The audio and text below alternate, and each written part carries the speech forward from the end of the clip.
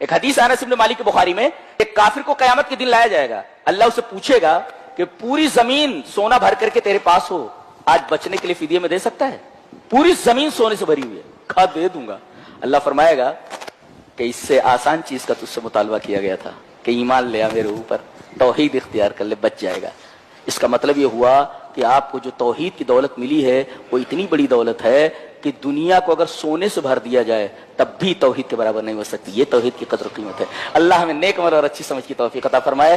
کیا تم نے قرآن میں سورہ نوح میں حضرت نوح علیہ السلام کی نصیحت جو انہوں نے اپنی قوم کو کی وہ نصیحت نہیں پڑھی؟ کہا پڑھ لو۔ فَقُلْتُ اسْتَغْفِرُوا رَبَّكُمْ إِنَّهُ كَانَ غَفَّارًا۔ نوح علیہ السلام نے اپنی قوم سے کہا اپنے رب سے استغفار کرو جو کہ بڑا غفار ہے۔ استغفار کرو گے تو کیا ہوگا؟ يُرْسِلِ السَّمَاءَ عَلَيْكُمْ مِدْرَارًا۔ استغفار کرو گے تو آسمان سے موسلا دھار بارشیں ہوں گی۔ وَيُمْدِدْكُمْ بِأَمْوَالٍ وَبَنِينَ۔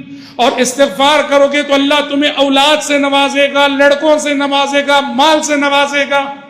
استغفار کرو گے تو وَيَجْعَلْ لَكُمْ جَنَّاتٍ وَيَجْعَلْ لَكُمْ أَنْهَارًا، کہ اللہ تمہارے بغیچے لہلہاتے بغیچوں سے نوازے گا اور بہتی نہروں سے تمہیں نواز دے گا۔ کہا کہ حضرت نوح علیہ السلام نے اپنی قوم کو جو نصیحت کی۔ تو جوانی کے عالم میں شیطان اپنی طرف کھینچتا ہے، شریعت اپنی طرف بلاتی ہے، اور انسان کی عقل بھی پختہ ہوتی ہے، طاقت بھی ہوتی ہے، ساری چیز ہوتی ہے۔ ایسے عالم میں اگر کوئی نوجوان اپنی خواہشات کو اللہ اور اس کے رسول کے احکام پر قربان کرتا ہے اور اللہ اس کے رسول کے حکموں کے مطابق چلتا ہے، تو ایسے ہی نوجوان کے بارے میں نبی کریم صلی اللہ علیہ وسلم نے فرمایا سبعۃ یظلھم اللہ فی ظلہ یوم القیامۃ لا ظل الا ظلہ، کہ 7 لوگوں میں سے جو لوگ اللہ کے عرش کے سائے میں ہوں گے قیامت کے دن، ان میں سے شاب نشأ فی عبادت اللہ، ایک وہ نوجوان ہوگا جو اللہ جس نے اپنی جوانی کو اللہ رب العالمین کی عبادت میں گزارا ہو، اپنی جوانی کو۔ رہی بات بڑھاپے کی، 45-50 سال کے بعد تو ایسے بھی چہرے کو دیکھنے والا کوئی نہیں ہوتا۔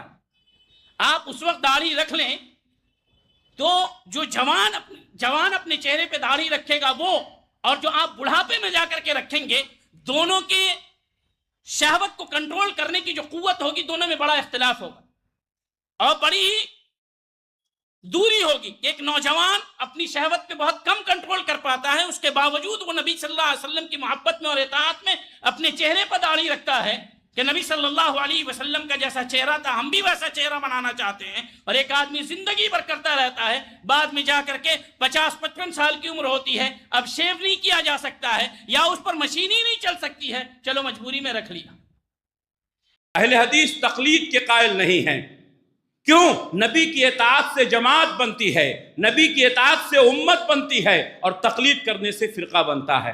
آپ دیکھیں گے تمام لوگوں نے اپنے آپ کی نسبت انسانوں کی طرف کی ہے، شخصیتوں کی طرف کی ہے، اس لیے وہ تقلید میں چلے گئے۔ کوئی حنفی ہے، کوئی شافعی ہے، کوئی مالکی ہے، کوئی حنبلی ہے، کوئی قادری ہے، کوئی سہروردی ہے، کوئی چشتی ہے۔